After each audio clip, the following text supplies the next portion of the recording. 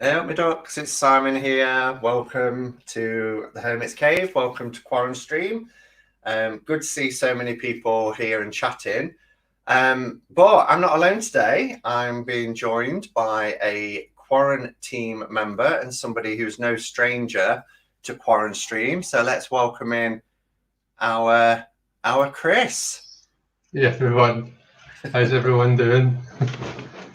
So yeah, we was talking, and Chris has helped me out. I think is it maybe three or four times you've helped me out now when I've not been able to do QuaranStream. Chris has stepped in at very short notice, so we thought it would be nice if we could perhaps do a joint one at some point. And Chris suggested a Friday, because it's a nice time for you, isn't it? Friday, Chris. Yeah, I love my Friday evenings. It's my favourite time of the week. As soon as I turn my laptop off, that's it. It's like bliss. Amazing. Yeah, I get the Friday feeling as well. I even like it's really strange. I even like going to work on a Friday just because it's a Friday. There seems to be like a different atmosphere on Fridays, doesn't it? Yeah, definitely. I remember like we don't really before quarantine, like we don't dress up in work. It's always dressed down now. But like back when I first started with my work, it was like Friday was dress down day. And you pay your pound and you dress down. So like I still get the kind of the Friday vibes from all of that kind of. Do you know what I mean? Yeah. I love a Friday. I've never understood dress down Friday. Is that because there's less people in the office, or you're less public facing, or is it just for morale? I think it's just a morale thing, yeah. We used to do it, and we used to like kind of raise money for charity. So you dress down on the Friday and you pay your pound, and then like everyone would get a chance to like decide what charity they wanted to collect for. So when I last did it, I raised money for MND Scotland, which is like motor neurons disease Scotland. And I think I raised, gosh, I can't remember, because it's like the whole floor. Do you know what I mean? So you raise quite a bit of money doing it. Like hundreds, and then my work matches it. So yeah, it's pretty good. Oh, cool. So, I mean, first things first, just before we start, I've just noticed that our L is in the chat, and we just wanted to say happy birthday to our L. I'm glad you're awake and you're up for at least some of your birthday, but yeah, happy birthday. I hope you're having a lovely day. And can we just all give her a good kind of a good happy birthday and lots of love and everything else that she deserves. Yeah, happy birthday, Elle. I am Simon's gift to you. An hour of me. Yeah, that's it. You're my gift to Elle. So, and it's lovely. Geez, thanks. Is what she said. Oh, she's just about awake. No, she's just about. Bless her. Yeah, and normally I'd go through everybody and say hello, but I didn't think, and we were just chatting away, and now there's so many people here, it will take up probably the good chunk of QuaranStream.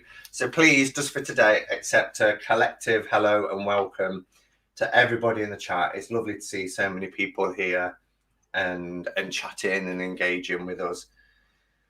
So, how have you been, Chris? Yeah, okay. Just working away, working. I was chatting to our lovely Malamir, who I think is here. I was chatting to her tonight, last night, sorry, getting my words mixed up. But yeah, apart from that, it's just been the usual kind of long working week. And now I'm glad it's the weekend. Yeah, have you got anything planned for the weekend? It's really strange these days, isn't it? To say, have you got anything planned for something? Because it's like, oh, what can we plan? But have you got anything nice lined up? Well, actually, yeah, I do. For a change, I have got some stuff planned. So I'm actually attending a Rachel Pollock lecture tomorrow. On through Zoom, obviously. Morbid Anatomy. I think it's called Gods and Goddesses of the Tarot or something like that. So it's basically like to be honest, I'm not 100% sure how it's going to be structured and how it's going to work, but it'll be something to do with, like, I think it's like kind of Greek mythology, and she links it in with the major arcana. That was what she did last time anyway, so I'm really, really looking forward to that. And obviously we've got all the usual lovely stuff, like cup of catch up, and all of the other stuff that I normally do at the weekend. Tarot play date, my weekend highlights. So yeah, Emily, I'm not sure if they're still available. I can, after this, I can send you the link, and you can inquire and find out. But I'm not 100% sure, I'm afraid. Cool. That sounds fun. That sounds really interesting. Yeah. And you mentioned Cup of Ketchup and Cards. So last week I announced that I'd have Matt Hughes on, who is the creator of Ethereal Visions and is working on the revised silver edition of Ethereal Visions.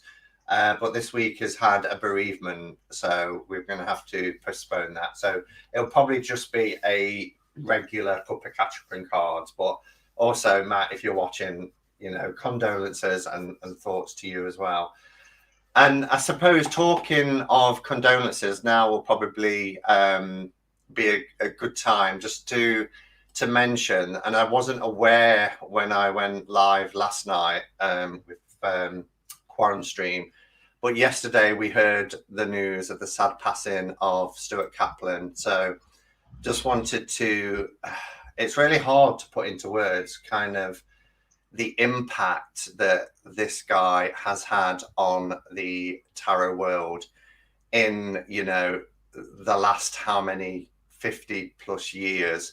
If it wasn't for him, I really don't think, the RWS in particular would be as popular as it is today.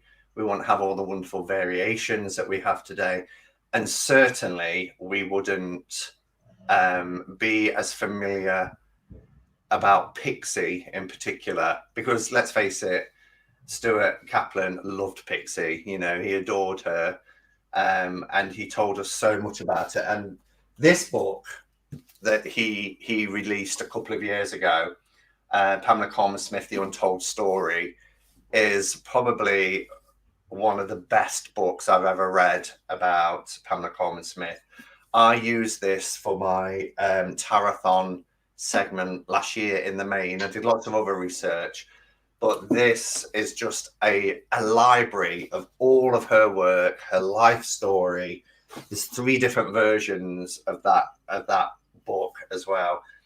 But he was a decent age, but it's just such a sad loss. And I saw it last night, and I had to just kind of read it twice, because I don't know why. It wasn't expected. I hadn't heard about him being ill or anything like that.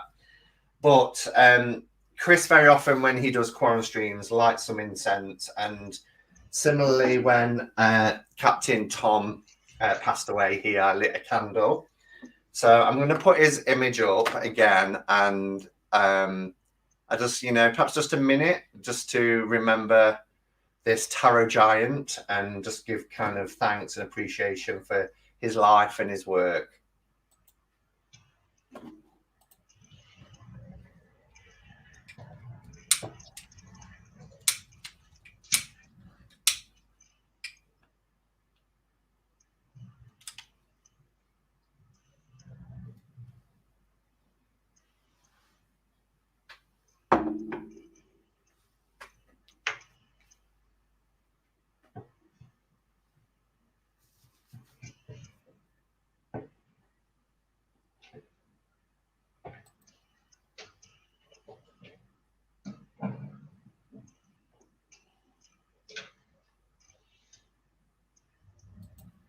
Thank you, everyone. Yeah, just an incredible man. And I really was kind of heartwarmed as well to read on US Games that their kind of mission is to continue, with his legacy. And he will leave a gaping hole behind. But I'm just hoping that, we will continue to, that US Games in particular will continue to champion I mean, the whole US games are set up for tarot, so you know, I'm sure things won't change too much. But yeah, in the words of Al, big up, Stuart. Yeah, definitely. So, also today is not only Al's birthday, but it's also I'll need to take the banner off just for a second. It is Chinese New Year today and marks the year of the ox. So anybody who is in the chat or watching this back later who celebrates the Chinese New Year, then yeah, congratulations and enjoy. I'm not quite sure what the ox signifies. Are you familiar much on Chinese zodiac? I'm not, to be honest with you, no. Like, I've got no, I couldn't even tell you. I wouldn't have known it was the year of the ox unless you just said. I do know that I was born in the year of the dragon, though. Oh yeah, I'm a dog. Right. Means Well, I'm to be fair, loyal. there's some worse ones than that, I'm sure. Do you not get Well, like the year of the chicken and all that kind of thing? And then there a rat. I think there's a Rat, rat. yeah. Although don't let Elvie let slagging that off the year of the rat. That'd be pretty good. Yeah, I mean, every time I was like, I'm a dog, but then I thought, well, dogs are pretty loyal and pretty loving, and most of them anyway. I'm a pig, says Richard. It's hard work. Rat won the race by riding the ox. That's interesting. And the rat was last year, 2020. Stephen's a dog too. Wood rabbit. I'm an ox. So Kimberly's an ox. I'm a rat, said Red Cass. Tiger for Emily. There was quite a few rats in the chat. Crystal Sparkles is a horse. So Isabel says ox is yang. That's interesting. Honest and hardworking. Antoinette is a snake, she thinks. Issues put something to you there. Happy New Year of the Ox. I'm a snake, elemental cartomancy. Yeah, I think she's drawing my attention. What's that? Betsy's put, I'm a metal rat. What does that mean? A metal rat? Does that mean she likes metal music? I don't know. Could be. Maybe it's something different. Jen's a rat. Wow, we've got loads of rats in. Justin has no idea, he forgets. Yeah. Hi, Justin, by the way. Oh, so, yeah. I've just seen Elle's comment to Justin. So is Elle not Pisces then? Are we still in Aquarius? Is that what I thought? Because I thought, Justin, you said to me yesterday we went into Pisces. But no, I must be wrong, yeah? I'm not sure. So what's Justin said to Elle? Justin said I should have known you were a Pisces as well. And Elle said, thanks, Justin, but guess again. So we must be right on the kind of cusp between Aquarius and Pisces, and Elle maybe just falls into Aquarius. Tammy Pye says it's still Aquarius. So we're still Aquarius. Cool.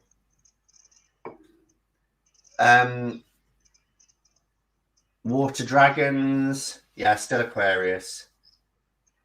Pisces usually starts around the 19th of February, apparently. Oh, and then Crystal says 21st of February. So still another week or so then, isn't it, until... Yeah, we've got a while to go.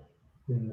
A wood dragon, 1964. I don't get these metals and woods. They must now add sort of minerals or something to the Chinese New Year. The Chinese elements. So there's 5 elements in the Chinese system, and it's earth, fire, water, wood, and metal. Now, I don't know what any of them, what's involved in them. I don't really know what the I was watching Casper, the Boy Diviner, done a video, something to do with it once, and he said it's quite difficult to translate across what they kind of mean. But yeah, those are the 5 Chinese elements, so maybe it is to do with that. Okay, that's interesting. So if I say I'm a dog, I might not just be a dog. I could be a water dog or a fire dog, or I think I'll so, have to yeah. try and find out then. Yeah, me too, actually. Because every time I've looked it up, it just says year of the dog, but it doesn't say. But everybody's saying things that I'm a water rat, I'm a metal ox, wood tiger. So You learn something new every day, don't you? yeah, it's fascinating. It's really fascinating. And every time I've always said I've never really been into astrology. I can't grasp it in my mind, or the different houses and positions and what planets in what and all that. Yeah. But every time I've read about Libra, I do see myself in it. And when I've read up about the year of the dog and read up about the qualities of the dog, I see myself in it. But then I think to myself, well, I wonder if I read about a tiger and I see elements of my personality in that as well, But who knows? I never debunk anything until I've really made up my mind about something. And usually I do that after studying and researching it a little bit. Yeah. Oh, so Isabel said, Simon, a metal gold pig, apparently. No, I'm definitely a dog. 15th of October 1970 is year of the dog. Oh, I'm a metal dog, according to Ellie. Right, yeah, and is it Stephen, Sound of an Ocean Wave, said that as well. Those born in 1970 are metal dogs. All right, metal dog. There you go. I'll be able to sleep tonight now, knowing that. Have you got Iron Brew? Yeah, I've got my usual can of Iron Brew Extra. It's lovely. I really enjoy it. What are you drinking? I've just got decaf coffee, Millicano with almond milk. I did come home with a Costa coffee, but I was home a little bit earlier, so it didn't last to QuaranStream. It was on for about 4:30. Say your birthday again, Simon. I think everybody said I'm a metal dog, but 15th of October 1970. So cool. So yeah, but anyway, year of the ox. So that's a landmark day today. Right, shall we do our quote of the week? So what we're going to do is we're going to share quote of the week, as in we've got the same card, but we've each come up with a quote. And then when we do deck of the day, I said quote of the week, I keep saying week, quote of the day. When we do the deck, we've got the same deck as well. We'll both kind of offer our thoughts. So as usual, see if you can guess the card. So do you want to go first with yours, Chris?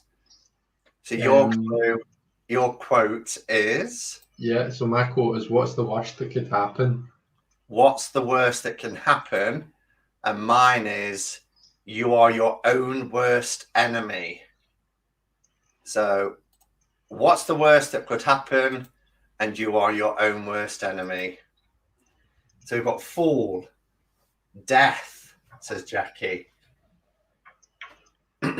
Tower, the fool for Chris. We've got the same one, right? Richard has done it again. So yeah, it is the devil card. Do you want to give your rationale, and then I'll give mine? My rationale is the devil is all about following that desire, those base desires without any kind of aspect of risk assessment. You don't really you don't assess what you're doing properly. You just kind of throw caution to the wind and you say, oh, well, what's the worst that could happen?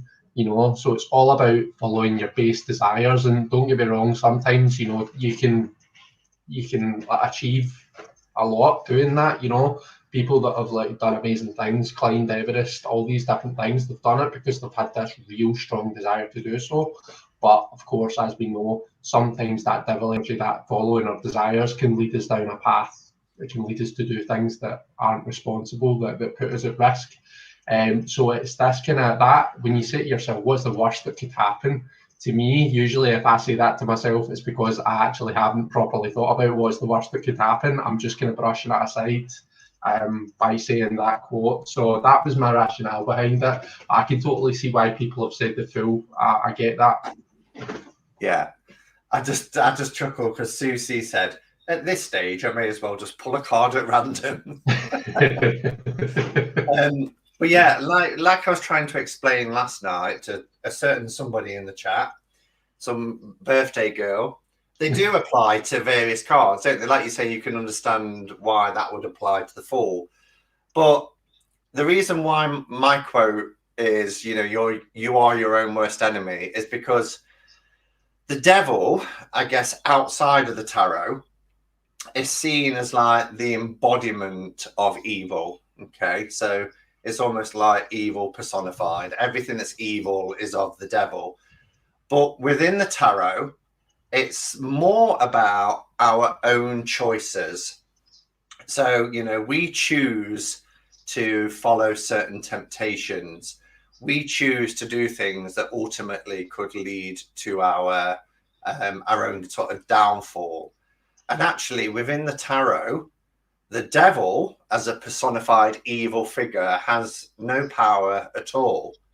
Because even though there's these chains representing here the bondage element, we ourselves have created that bondage for ourselves by the choices that we make and the temptations that we follow, by reckless behavior or such like. So, that's what I love about the devil in the tarot, because it's not talking about that sort of embodiment of evil as a being of some sort. It's about our own choices. So that's why we are our own worst enemy.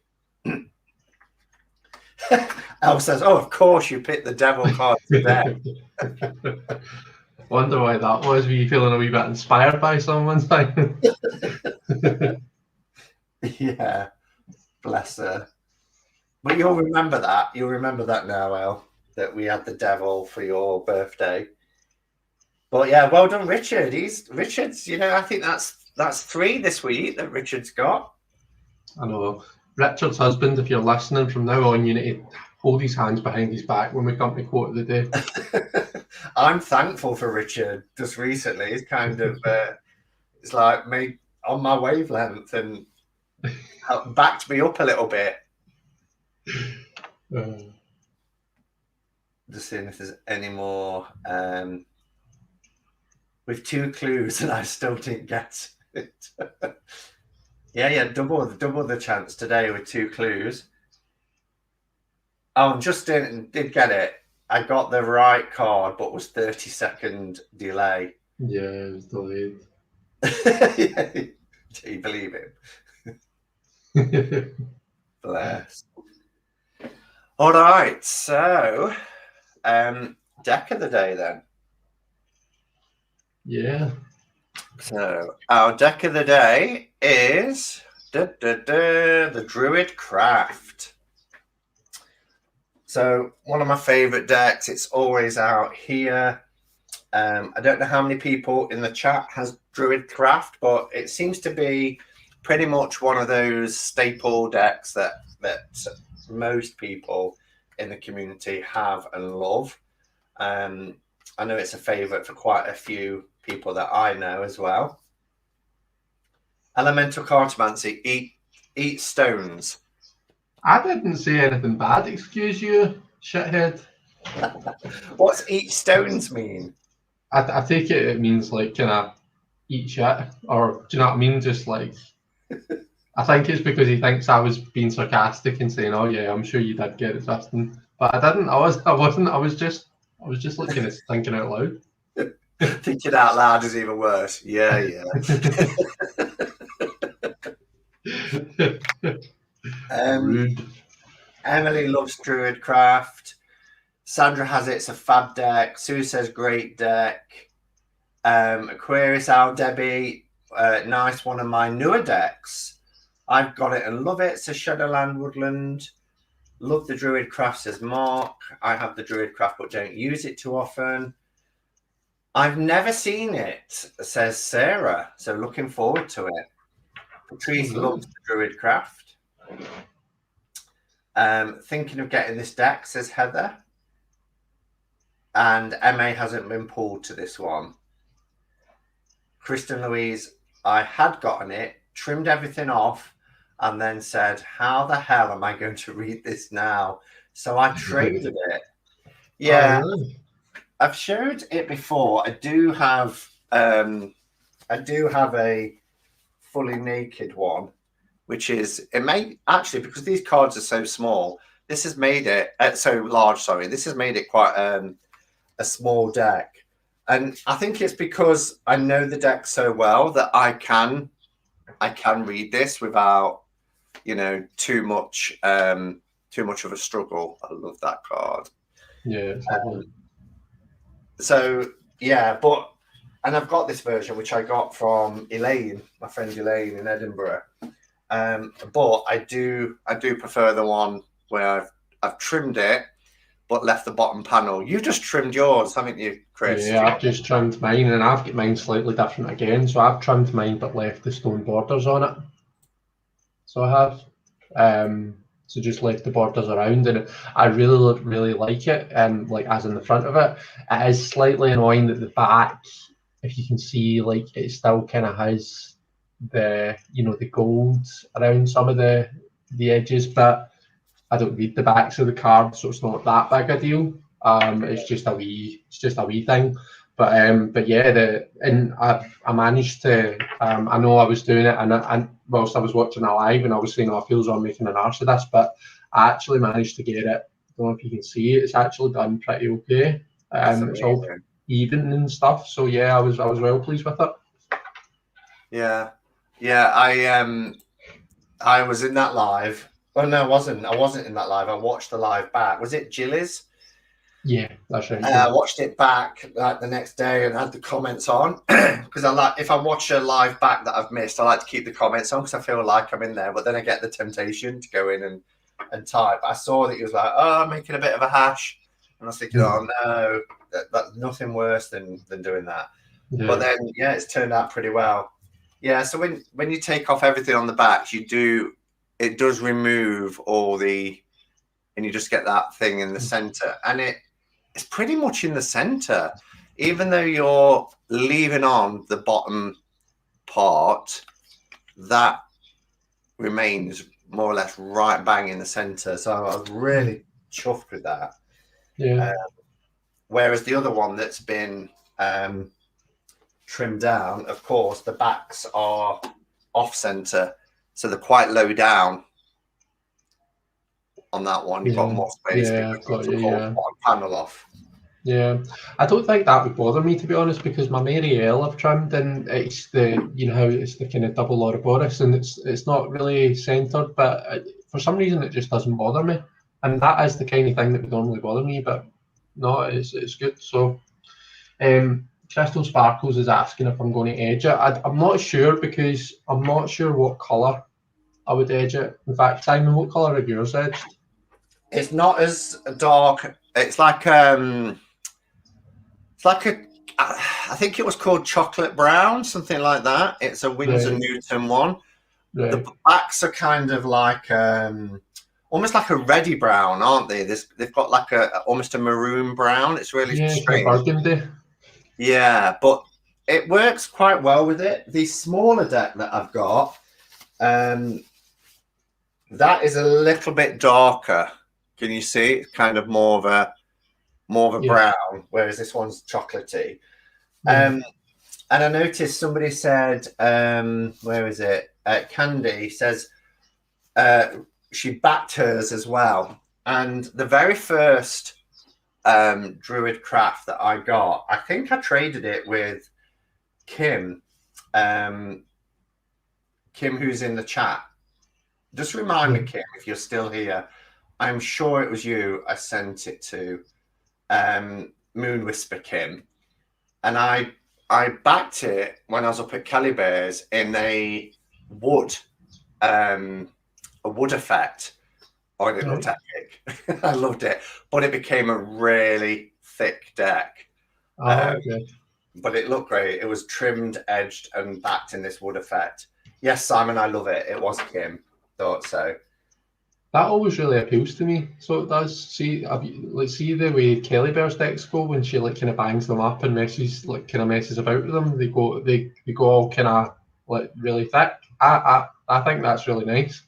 Let me just before we show the deck. This is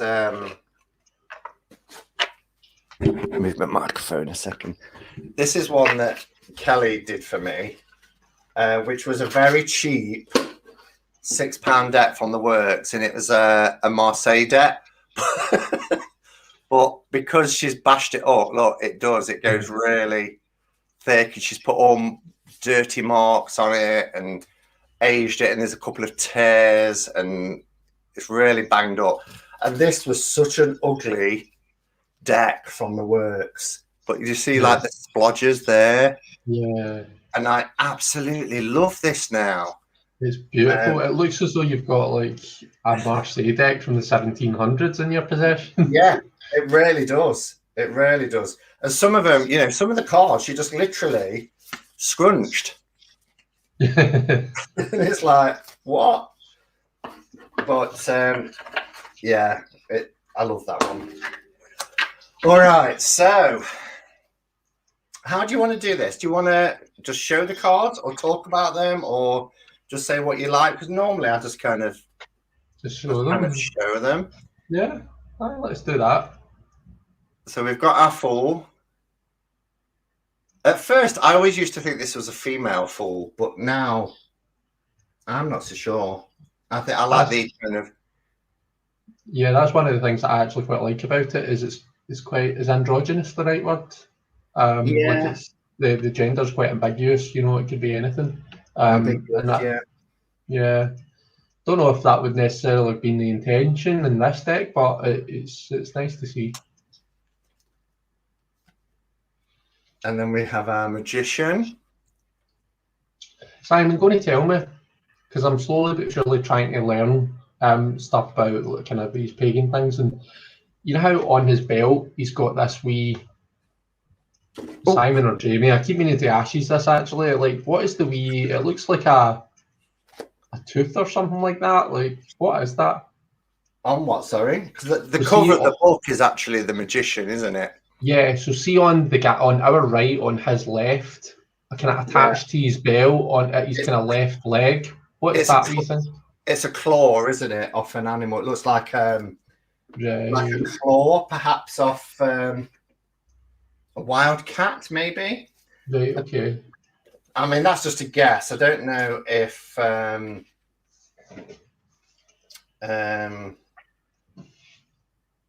just found my little card from Elaine when she sent me the naked version inside. And it does the mages at the back. I don't think it actually, from memory.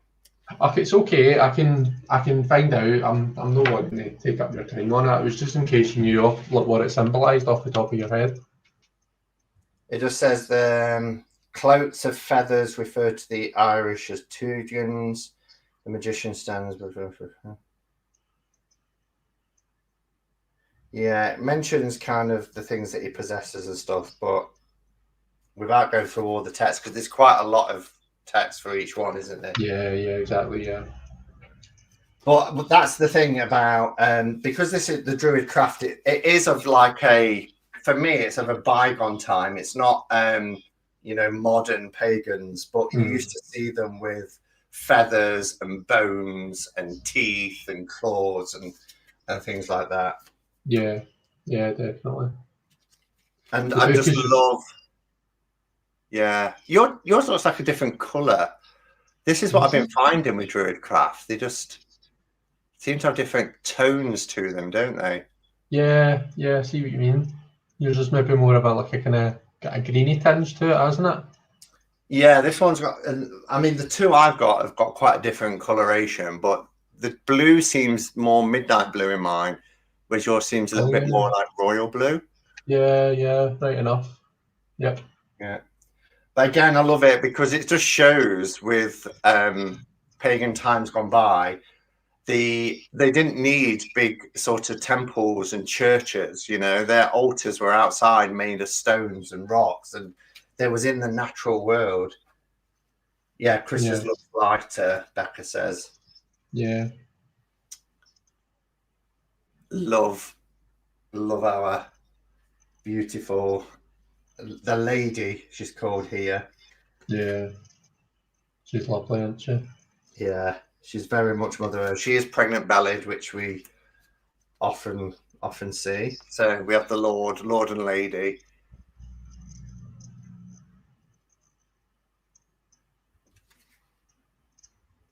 Again, the stonemasonry and everything is incredible. The carvings and things. Yeah.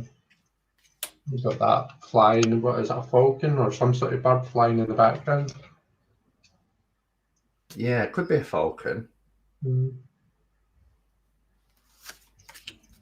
High Priest looks Scottish, so he does, just with his gear that he's got on. Yeah, probably would be, you know, Celtic. But I love the fact that, you know, again, a high priest, but very nature-based.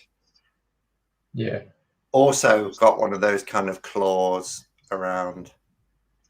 Yeah, I think it repeats. You see it in a couple. That was why I was so curious to find out what it was. Yeah. The lovers.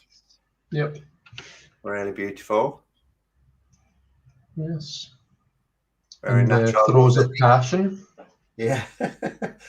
To me, it's kind of like the afterglow. It's just like, oh. The relaxing afterwards, you know that. Yeah. That poor doe's about to get an eye full, it just doesn't realise. Should I be watching? Then we have our chariot. We have the black and the white horse. Yeah. To represent the opposites. Yeah. Strength with the boar.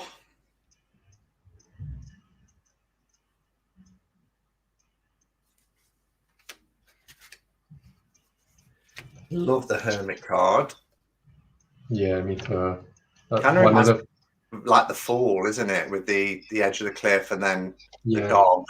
That's literally what I was about to say. That was one of the first things that struck me about this, was like kind of how similar the hermit and the fool are together.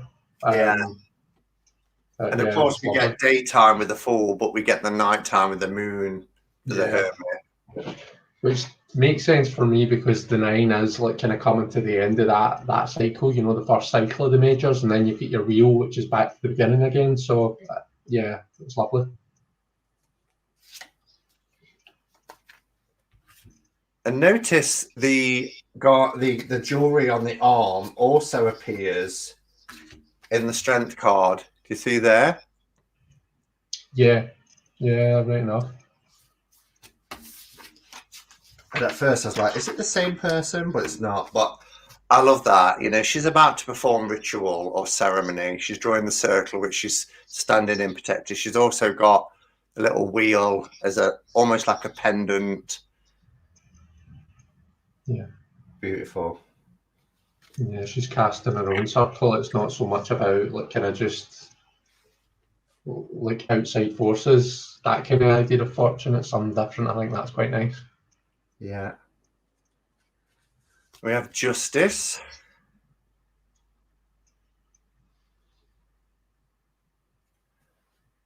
And you can just imagine this person as well, you know, being that the owl is there to represent that wise counsel that's needed.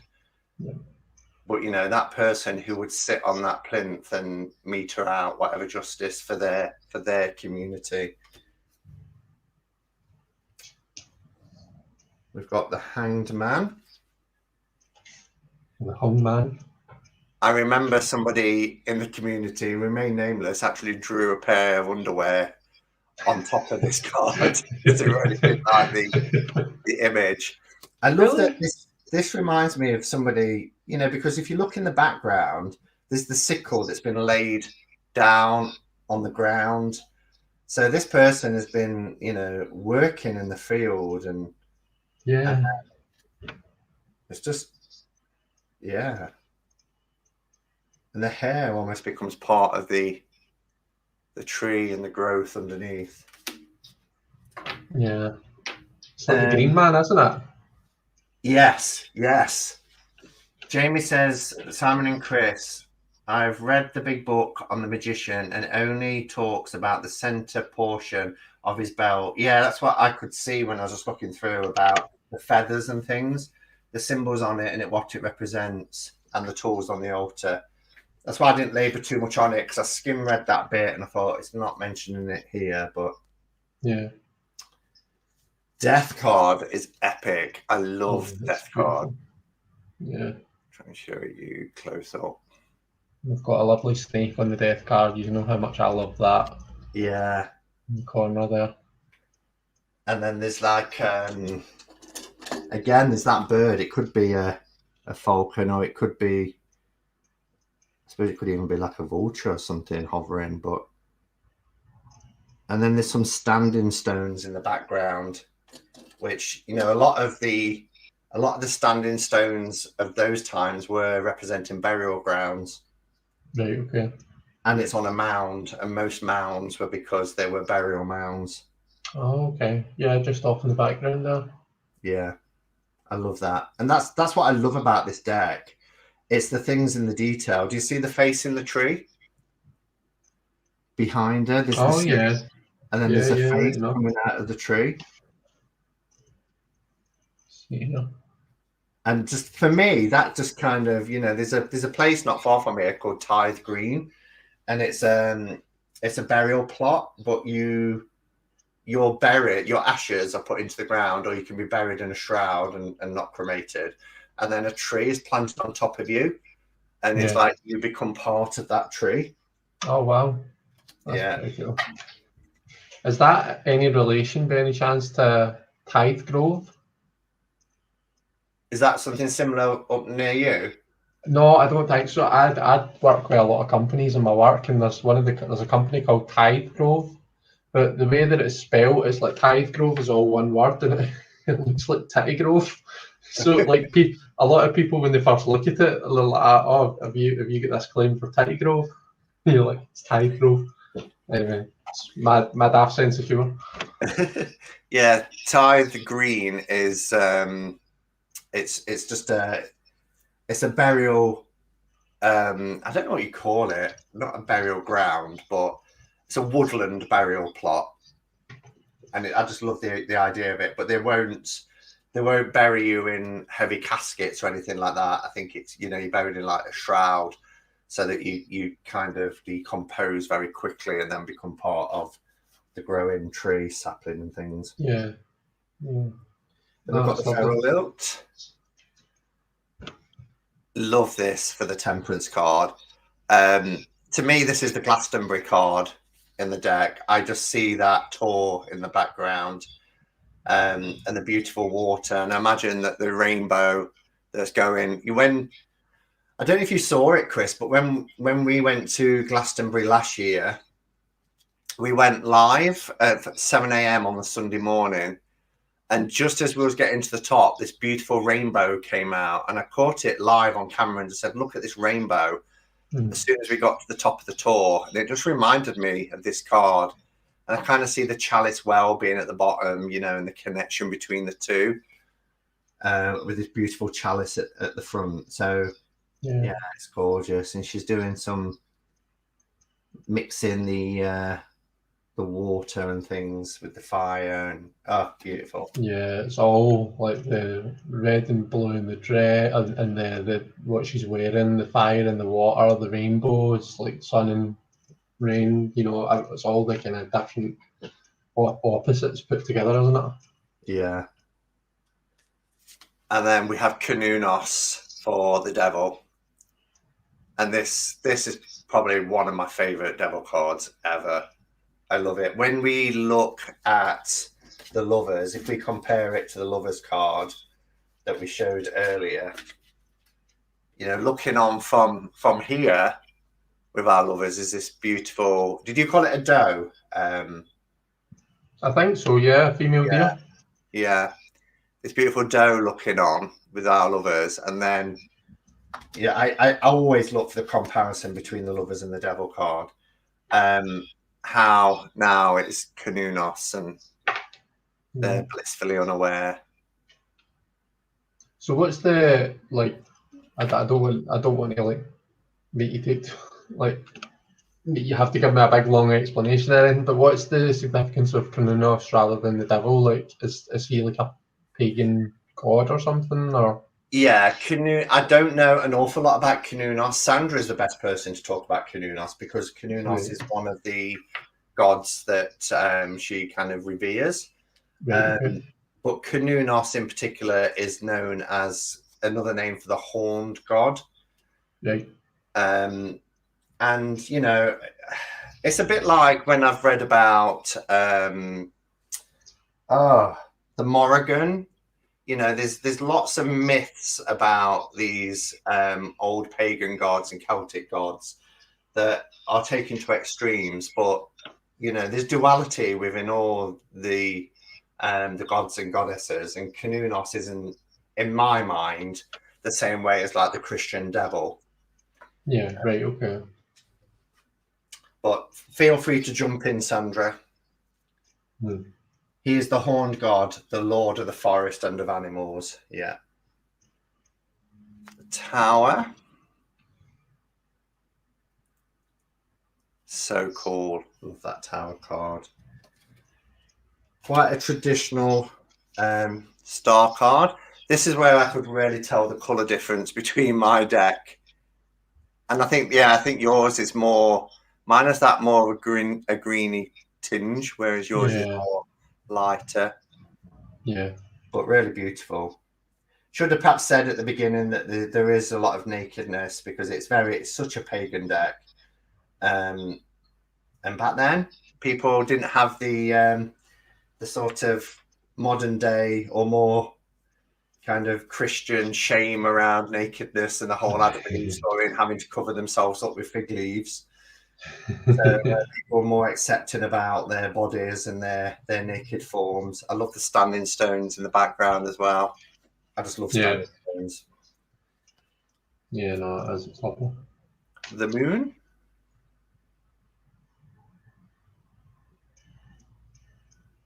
So you've had this deck about a month, Chris. What are your initial thoughts to it? Because I know we all gave you a bit of a hard time, didn't we? We used to keep saying you've not got Druid Craft. I know, no, it's lovely. It's really, really nice. It's a lot of the decks that I've been getting lately are quite like elemental.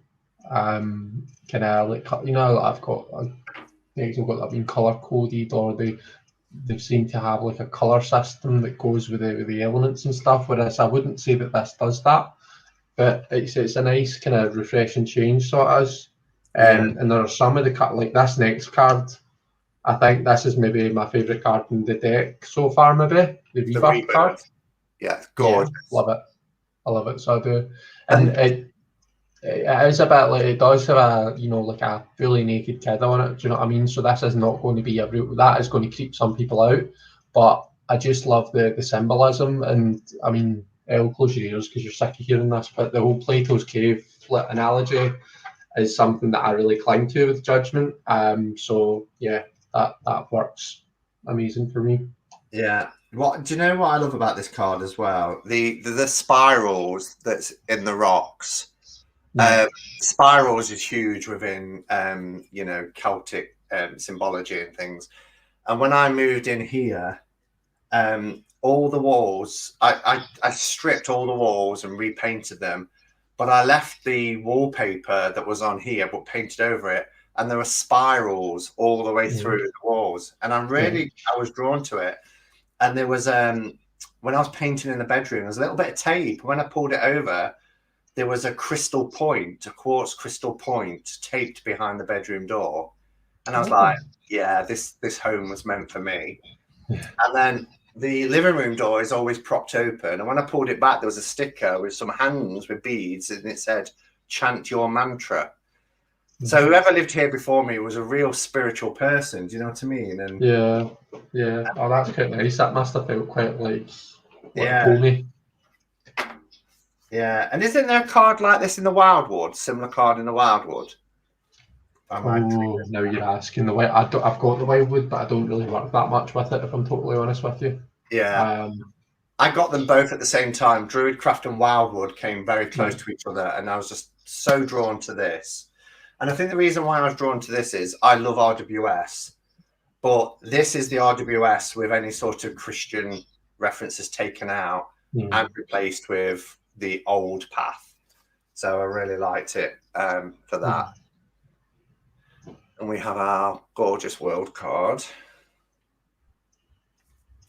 So we'll go a little bit quicker through the minors if that's all right, because of time. So we're about 8. If you want to say anything about any of the cards, though, Chris, feel free.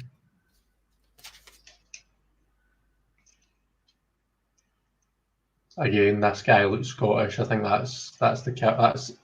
Well, I was going to say that's what I'm going to be wearing at my wedding, but obviously I'll have more clothes on than that.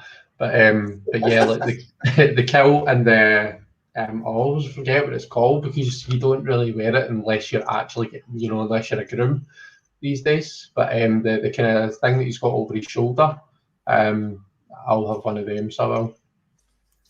I'll have to send you a picture, Chris. I wore a kilt. Yeah.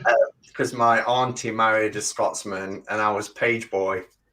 And I got a little kilt with a sporran, and oh, I'll send it you. So as you can see, I mean, they are very RWS. So like here, under a tree, the 4th cup, and the person kind of being oblivious or not really paying attention to it. So you can easily, even if you chop the titles off if you so wished, I don't think it'll be too much of a stretch. Very typical 5 of cups, 2 upturned, 3 spilt. It's nice though, because there's a wee bit more joy in this card than what you normally get. Like, it just feels a wee bit gentler. Because just looking at that water, it's actually quite a nice scene. So it is. Elle says, I need this picture too. I'll send it to both of you. 6 of cups, I love that, because that's the children at play, isn't it? The nostalgia kind of card. I think this is a really interesting take on the 7 for what we're used to seeing for the 7 of cups. I like that they're a reflection. Yeah. This is also one of my favourite, the eclipse. Do you see the eclipse there happening? Oh, yeah. Really beautiful. Look what it's done with the sky. The colours in it is just gorgeous. Yeah.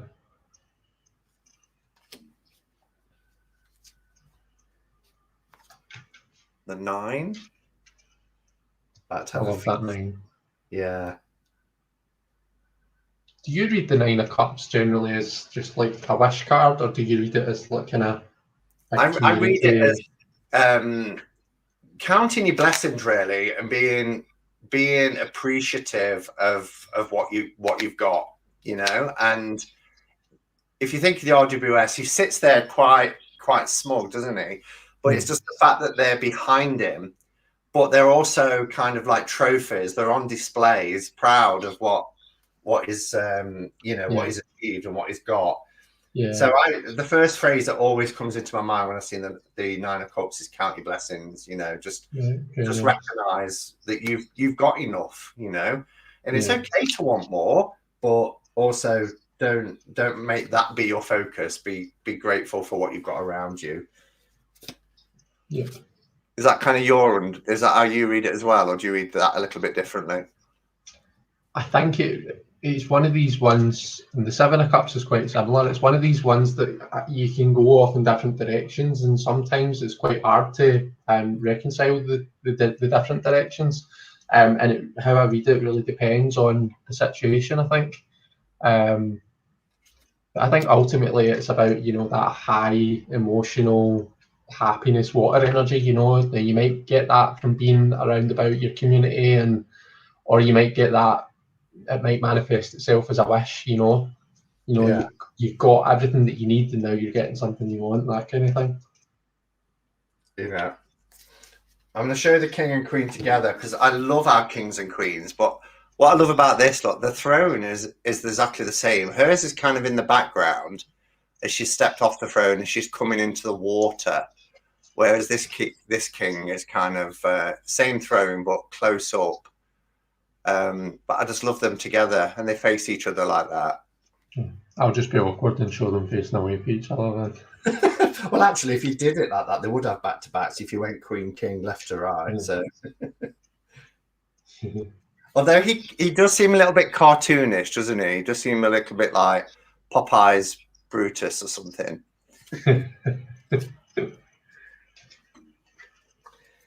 And then Jamie said she's loving seeing the cards side by side because how different they look to how you've got yours trimmed to how I've got mine. Yeah, this was quite a good deck to do this with, actually, because this is one of the ones where, there's a load of different ways you can trim it and mod it. Yeah. This card always reminds me of Richard. Yeah. It's the long man. Yeah. Although, as I understand it, he doesn't. Does he not dislike this card, or have I misremembered that? No, I think you're right. I think there was something about it that he didn't particularly like. I don't think he likes this deck, if I remember. Right. As Okay. well. Okay. I think he preferred Wildwood, but because when Richard's logo and everything comes up, the long man is part of it. Yeah. But yeah, and that's what I love about this deck, because for me there is Scottish influences, but you can also see the English countryside. You can see parts of Wales, and yeah, it's fab. 3 of Wands.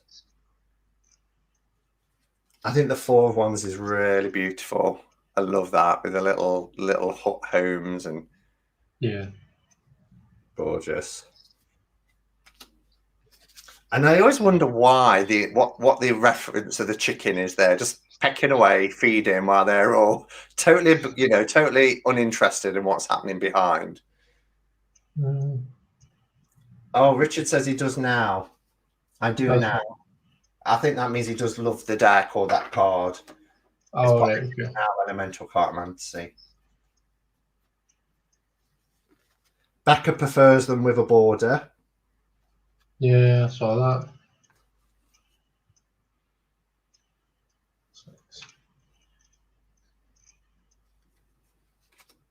It's always interesting to me when we see, Wands is just sort of fire, and we see water in that card. It's always interesting for me to kind of think about what that means. The one that I like in the RWS is the 2 of Swords has that big expanse of water behind them. And it makes me think of putting, taking emotion out of it, putting the emotions to one side for now, putting it behind you, and focus on the intellect, the facts of the situation. I think what I like about this version as well, and obviously we'll come to it when we get to the swords, but the perspective of the 2 of Swords is from a completely different angle, isn't it? We're so used to seeing the 2 of Swords face on, whereas in this deck it's completely you're looking at her from behind. So I'm always imagining that I'm on that shore, the water's behind me, looking at the back of her. Yeah. And I like that because it was Zane, wasn't it, who always says that he struggles with the 8 of Wands because there's not a lot happening in the 8 of Wands. You just tend to get 8 wands flying through the air, but you still get that swift action because he's picked up one of them and he's kind of used it as like a javelin or of some sort. Maybe he's hunting or definitely. 9. Oh my gosh, we're at half past already. It's my fault 'cause I'm chatting. No, it's good to chat. Yeah. Didn't say either on the last courts, but for the courts here we have princess and prince, because again, you know, we're thinking of kind of like the Celtic tribes back in those times, rather than a court, as in a royal court with pages and things like that. Wouldn't make sense. Again, here we get a very fiery king and queen. They have the same thrones. Gorgeous, and they're kind of dressed similarly as well. Yeah.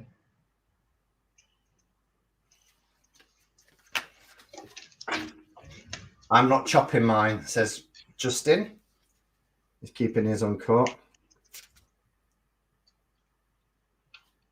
I love that ace of swords. Yeah, it's nice, isn't it? Yeah, so this is the two of swords that I was on about, where it's from behind. You can see that she's still blindfolded, but you're not seeing the front of her at all. Yeah.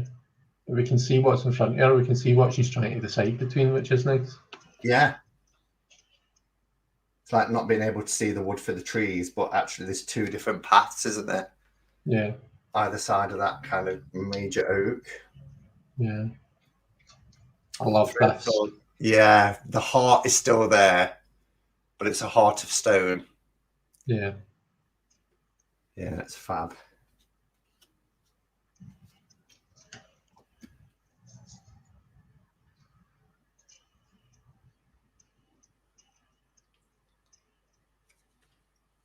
The 5 is really interesting as well, because he's got his foot on that blade. I'm always like, oh. Yeah, he's so proud that he's won that he's not realising he's about to chop his foot off. Do you know what I mean? Like I suppose that's what the ego can do, isn't it? Yeah. It always makes me wince, because as a diabetic, we have to be really careful with our feet. So if we step on anything like glass or anything, we have to get emergency care straight away. Yeah. And every time I see kind of things underfoot, or it just makes me go all kind of squeamish, because I'm extra sensitive about it. Yeah, I can imagine. 6 of swords, that boat, again, we're getting it from a different perspective. They're coming towards, but the water looks really calm. I love the fiery sky as well, which is interesting. Yeah, Swords. 7. 7's quite different. Yeah. Problem solving. That's you really get a. I love like the 7 of swords is a problem solving card, and I can really get that from this card. So that's a good one for me personally. You can see it in his expression and everything, can't you? His whole body language. Yep.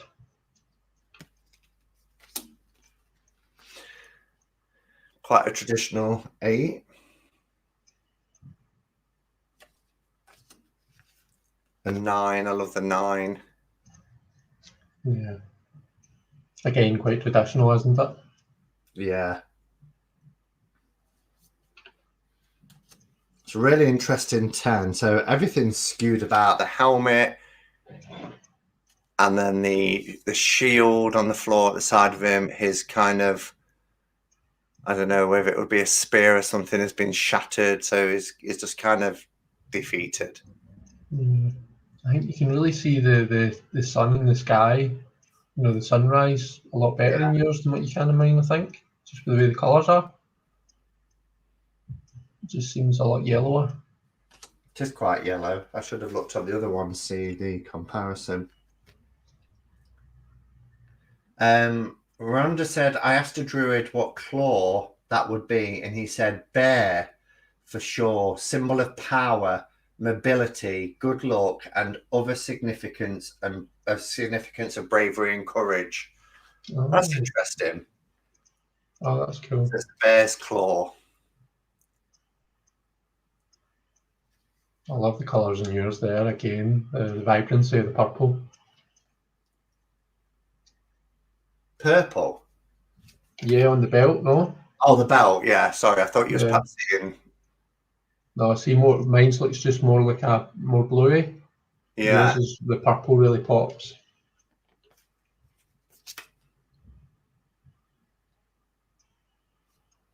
This card always reminds me of Jilly because for years she saw the Queen wearing a witch's hat. Yeah, But that's again, gonna look like that.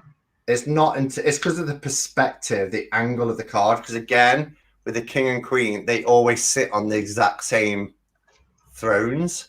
Yeah, So you can really see the difference. You can see what it is in the King, of course. yeah. But it does actually look like a witch's hat because of the position. So it looks like all the courts in this deck are wearing like uniform. They're all wearing uniform colours. Yeah, yeah, they match. They really are of like a Celtic tribe, aren't they? With the way they dress, the way they've got the same sort of um, thrones. Jen says, I still see that. This is my favorite ace. I think this is so gorgeous. The colors and everything in this ace is just Yeah. incredible. You've got is that the bear coming out from hibernation? Yeah. Yeah. Oh, it's beautiful. Yep. The two, she's juggling. It's that balance. Yeah. The ship's having a pretty hard time in the background, doesn't it? Yeah. Yeah, it is, isn't it? I need a close-up look on that. What is that? Yeah, there's two of them.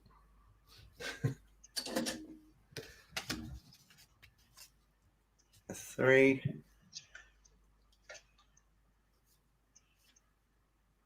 Quite a traditional one, but again, just in a completely different and more in keeping setting. I love the designs that is, the masonry work there. Yeah, that's lovely. Four with the treasures. Yeah. It's really protecting them, isn't it? Yeah. Five of Pentacles is a really interesting one because when I think of the Five of Pentacles, because this is an RWS deck set in a pagan world, I don't really know.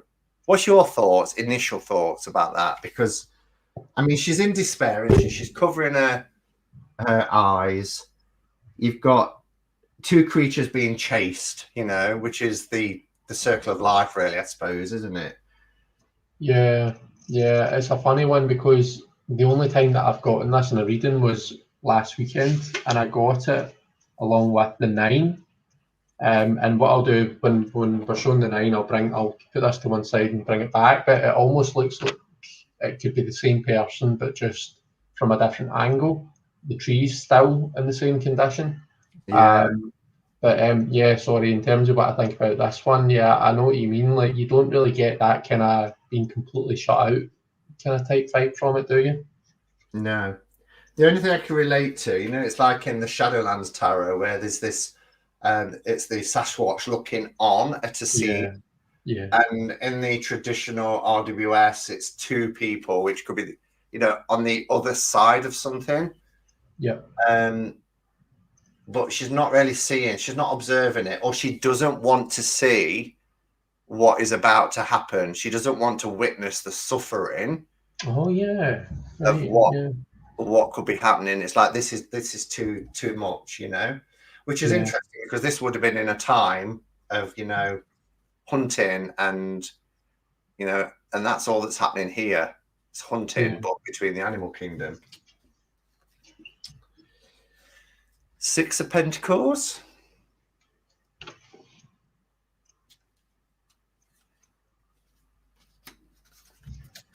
Seven.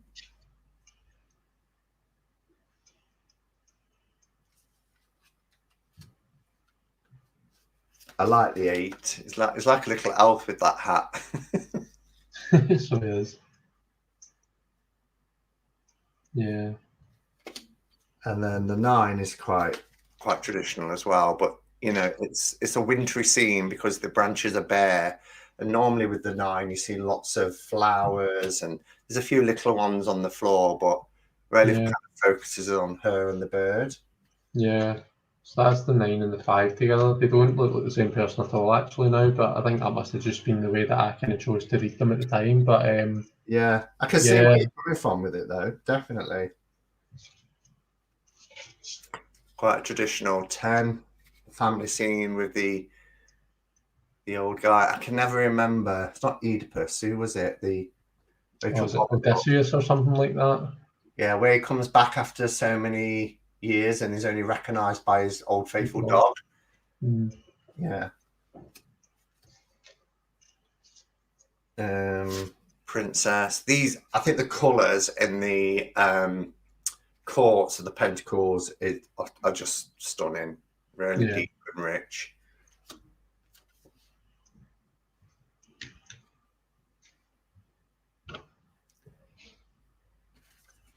And then our gorgeous king and queen together again. Their throne has a pentacle background, but it's the same throne. And they're wearing red and green. Gorgeous. Thank you for indulging me and agreeing to have a look at one of my favourite decks with me. Not at all. It's been great. It's been an honour being able to look at this deck with you because I've been able to fire questions at you, which is nice. Not been able to answer them all, but this is one book that I did read from cover to cover. But the first deck I got was in the small box, so the book was really small. I've not read this version yet. This is how far I am into it. So it's not quite. I'm only up to 2 of Pentacles. So I've read all about all the pre-stuff and one suit, but I do need to continue reading that, so I might leave that out for the weekend. Sure. Thank you for being with me today, Chris. Not at all. Thank you very much for having me. It's been great. It's been great fun. An amazing start to my weekend.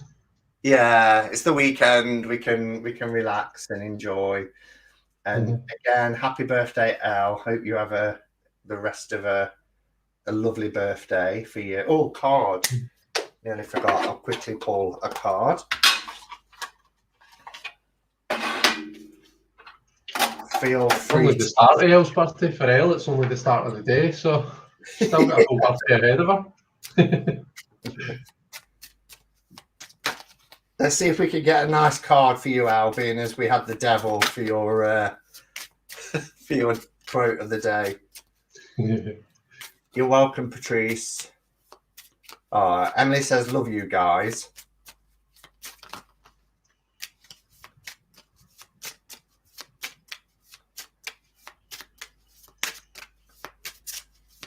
Okay. A message to finish the week on. Let's have a good one. And a nice one for Elle's birthday. Oh, yeah, I can go with that. Put them back together. So we have the sunrise from Temperance card, isn't it? So for me, a sunrise just signifies a new beginning, a new day dawning. And, you know, it's an opportunity for us to start over. It doesn't matter what mistakes we've made today, whatever's gone before us, every moment that we have is a new moment. And even 5 seconds ago, me pulling this card is history. That's all it is. It's a memory trace. So a sunrise tells us that we've got a new chance, a new beginning, full of endless possibilities if we look for them and we're open to them. And if we're going through a difficult time, just like when we looked at that card in the Ten of Swords, and we say it so many times, you know, the night is at its darkest before the dawn. And the promise of a new day gives us a new chance, new opportunities. So sunrise tells us to shine, to bask, and to embrace the joy of our life and not shy away. Don't be in the shadows, be in the sunlight, feel the warmth on your face, and just embrace the day. Be a wee ray of sunshine like our Elle. Yes, perfect for our Elle. She's our ray of sunshine. Yeah, definitely. All right. Thank you, Chris. Thanks for joining me on QuaranStream. Thank you for helping out on previous QuaranStreams, and no doubt you'll be helping out again because we're still going to be here for at least probably another month. I think until 8th of March is likely to be the earliest that we come out of quarantine. Do you know at work I keep calling QuaranStream, and people are looking at me so used to saying it, and I keep saying, well, while we're in QuaranStream, people looking at me as if to say, you what? I know. I'm the same. QuaranStream is the only word out of the three that I use. Quarantine, QuaranStream, whatever the other one is. Quarantine. I don't quarantine, QuaranStream. I don't know a third one. Quarantine. Quarantine. Oh yeah, quarantine. Yeah. All right, and thank you to everybody for being here. Thank you to the mods for modding, as you always do. Been lovely to see everybody. Enjoy the rest of your weekend. And Chris, if you just stay on briefly at the end. And yeah, all that remains to say is thank you and look after yourselves. Go in peace. I remember to say it tonight. I forgot last night, and Chris reminded me. Go in peace. Namaste and blessed be. Bye, guys.